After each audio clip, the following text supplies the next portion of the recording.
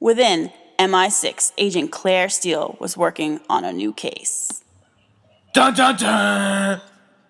She was attempting to break a code of numbers that was sent to the agency earlier. Time passed, but Steele was not any closer to breaking the code. Dot dot dot dot! Finally, the phone rang with a mysterious voice on the line. Ring, ding, ding, ding, ding. Are you enjoying my little puzzle for you? I bet I stumped you. I'll give you a hint. Look at the patterns.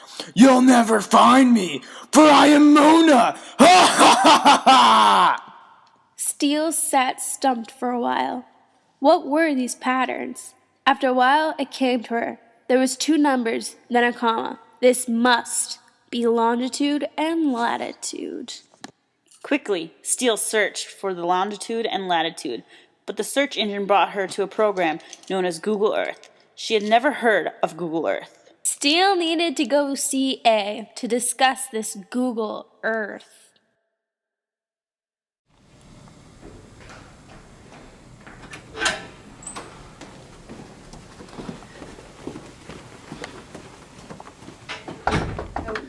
What can I do for you?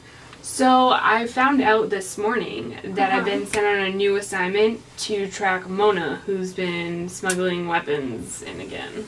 So that's that code that you were breaking this morning. Yeah. But they sent me down here because they said that you would know how to explain this thing called Google Earth. Google Earth. Alright, that's just the latest and greatest. I love Google Earth. Alright, let me extend that. Get on here. Alrighty then. Let's see. Google Earth, Google Earth, Google Earth. So, Google Earth is this interactive world. Okay. It's popping up soon. So, basically, when you open it, it goes straight to a world.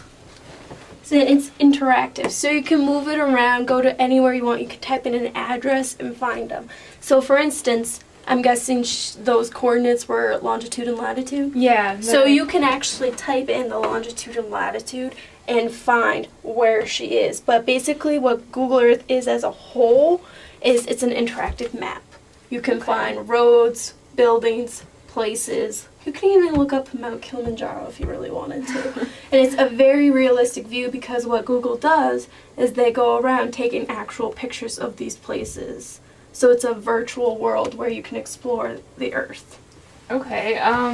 Like where did it come from? Because I've never really heard of it. This is disappointing, alright? Those Yankees and CIA were technically the first ones to make it. So they got bought out by Google, of course. I mean, because it's CIA. They don't really know what they're doing. So Google bought it, and now it's this cool, interactive, you can do whatever you want with it. Really. You can just go, woo. So, Okay.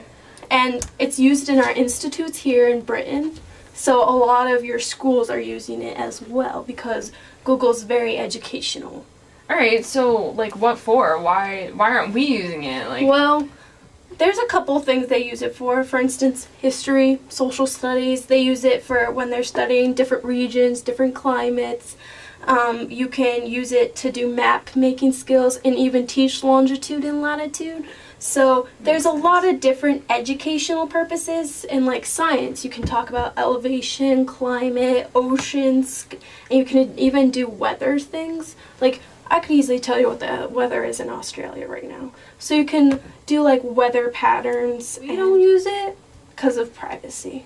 Okay. Well, if there's all these privacy problems, are there any legal concerns? Well, obviously there's the privacy concern with bullying, stalking, all those kinds of minute things. Not that big of a deal, unless you have a stalker. I mean, who knows? I do. But what you can do is people can access it anywhere. If they know where you live, they can find you. That's kind of like it's Big Brother scary things. But for legal concerns, Google has image rights, so copywriting and all that, happy hoo-ha. That's what I got in trouble for that.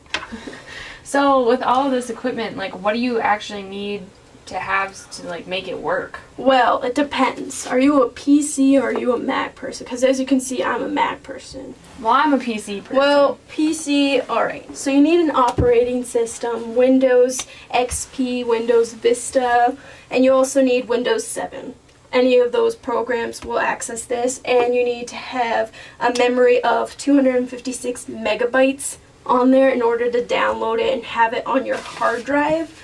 And then you have to have the free space, the coloring in the right size Right. windows. So all those nitty gritty stuff. Most Macs can use this because Google's really set up well for Macs. So basically, you have to have a system memory, 400 megabytes of free space as well. So about the same thing as a PC, just basically you need the space on your computer to download it, and then you need to have the coloring, you need to have the screen, and what I find funny is when they describe it on the internet for Macs, you have to have the thousands of colors. So you have to be able to make all these pretty colors. Okay. Well, does it cost much to use Well- this? Because I mean, you say that you can access it from any computer, but it doesn't. Does it cost anything? Well, Google Earth is free. Anyone can use it, anyone Oh. can download it. However, if you want to get really professional, you can download Google Pro, which is about $399. Not that bad. Yeah, no big deal. No big deal. That's why CIA doesn't have it. All right. So I can use this to find, like, put in my longitude and Yep. latitude Just and right up find there. out where Mona is. Yeah, so see, down here is where your longitude and latitude, your elevation is right now. So you can just fix this up and find out where that little girl is. All right. Well, I better go take care of that. Thank you for Yes, your time. You're welcome. Let me know if you need any more help. I will.